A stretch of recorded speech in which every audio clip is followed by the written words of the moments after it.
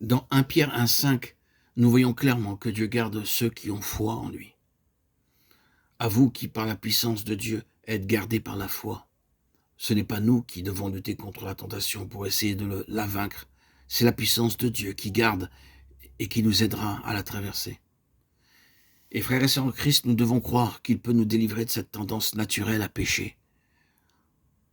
Nous pouvons nous défaire des liens, des chaînes auxquelles Satan nous a attachés, pourvu que nous confions en lui.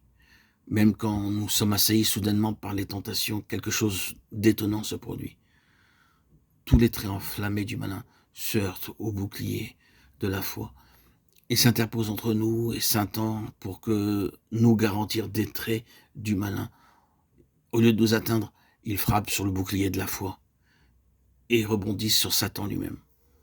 L'apôtre Paul déclare « Je suis persuadé qu'il a la puissance de garder ce que je lui ai confié jusqu'à ce jour-là ». 2 Timothée 1,12.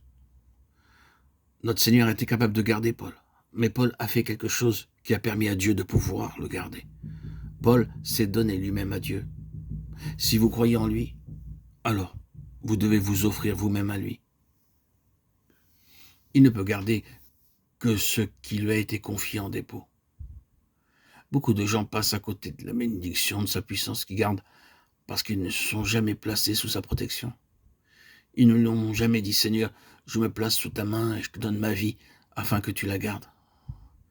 Bien-aimés, frères et sœurs en Christ, vous êtes-vous placés entre ses mains? Si vous l'avez vraiment fait, alors vous pouvez dire avec Paul, je suis persuadé qu'il a la puissance de garder ce que je lui ai confié jusqu'à ce jour-là. Si votre vie est véritablement dans ses mains, alors, de toute évidence, Dieu accomplira en vous cette promesse. Celui qui peut vous préserver de toute chute, celui qui peut vous préserver de trébucher et vous faire paraître devant sa glorieuse présence irrépréhensible et dans l'allégresse. Jude 24. Nous trébuchons lorsque, dans un moment d'inattention ou d'inconscience, nous heurtons quelque chose sur notre chemin. Loué soit Dieu, sa grâce prévenante agit au-delà du domaine conscient. Bien-aimés frères et sœurs en Christ, si vous vous offrez sans réserve à ces soins attentifs, vous serez alors émerveillés de constater que vous avez été gardés, même lorsque vous étiez inconscient du danger. Lorsque la tentation nous assaille soudainement et que l'amour est nécessaire, vous découvrirez que l'amour surgira de l'intérieur et spontanément satisfera la demande. Ou bien, si une tentation requiert de la patience sans que vous ayez le temps d'être conscient, la patience se manifestera pour faire face à ce nouveau besoin. Loué soit Dieu, béni soit son très saint nom. De même que la vie que nous avons reçue d'Adam s'exprime de manière spontanée, ainsi en est-il de celle que nous avons reçue de Christ.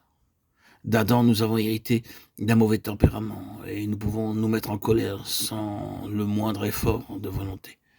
D'Adam, nous avons hérité l'orgueil et nous pouvons le démontrer sans beaucoup réfléchir.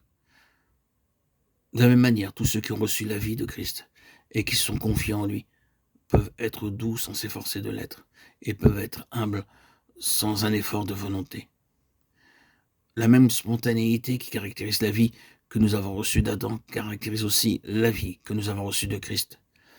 Sa vie s'exprime elle-même inconsciemment et sans effort de notre part, pourvu que nous croyions en ses promesses et que nous donnions entièrement à lui. Nous serons alors gardés depuis ce jour jusqu'au jour de son retour et préservés de toute souillure. Frères et sœurs en Christ, bien-aimés auditeurs, auditrices, mes chers amis, remercions Dieu, nous pouvons nous confier dans sa grâce salvatrice et il nous conduira assurément, triomphalement à travers les épreuves qui sont devant nous.